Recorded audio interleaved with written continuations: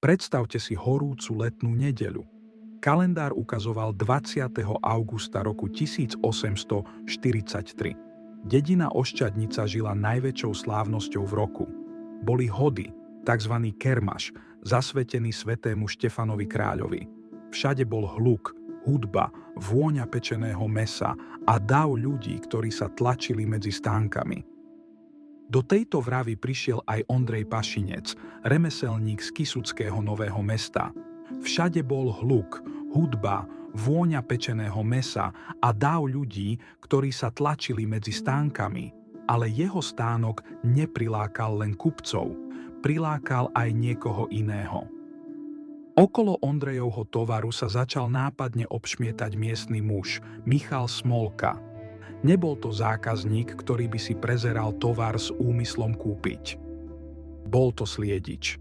Ondrej si všimol jeho dravý pohľad a nepokojné pohyby. Cítil nebezpečenstvo. Slušne, ale dôrazne ho prosil, aby odišiel. Povedal mu: "Prosím ťa, choď preč, lebo ak nie ty, tak kvôli tebe a tlačenici, ktorú robíš, ma iní okradnú." Šmolka bol však neoblomný a neuveriteľne dotieravý. Remeselník ho odohnal viac než 10 krát. Vždy na chvíľu odišiel, zmizol v dave, ale o pár minút bol späť.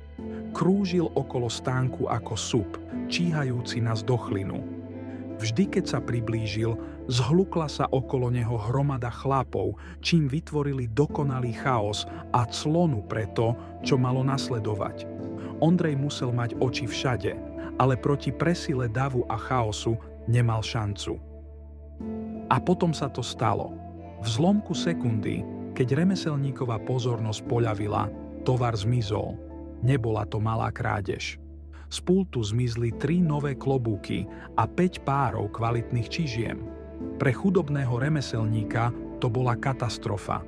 V jednom okamihu prišiel o tovar v hodnote desiatok zlatých, ale Ondrej neostal len stáť a plakať. Okamžite vedel, kto to urobil. Spolu so svojou ženou a malým synčekom sa pustili do behu. Rozrážali sviatočný dav a prenasledovali Michala Smolku. A ich podozrenie sa potvrdilo tým najjasnejším dôkazom. Keď ho dobehli a chytili, naskytol sa im pohľad na vrcholnú drzosť. Michal Smolka mal jeden z ukradnutých klobúkov priamo na svojej hlave. Tváril sa akoby nič, zatiaľ čo pod pazuchou zvieral jeden pár ukradnutých čižiem.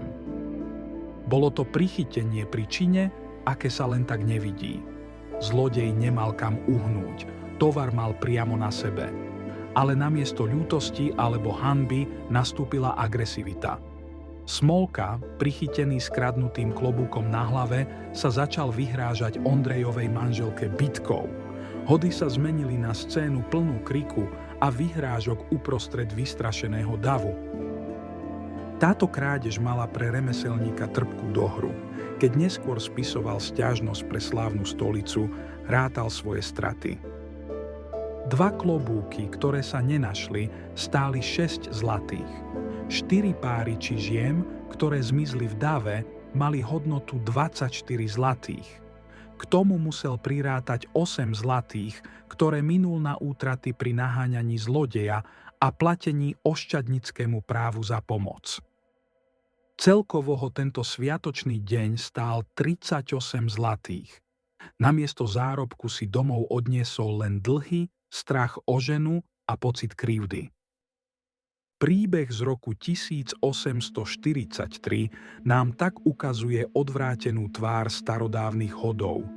Nebola to len zbožnosť a radosť, ale aj tvrdý boj o majetok, kde si zlodej neváhal nasadiť cudzí klobúk priamo pred očami okradnutého.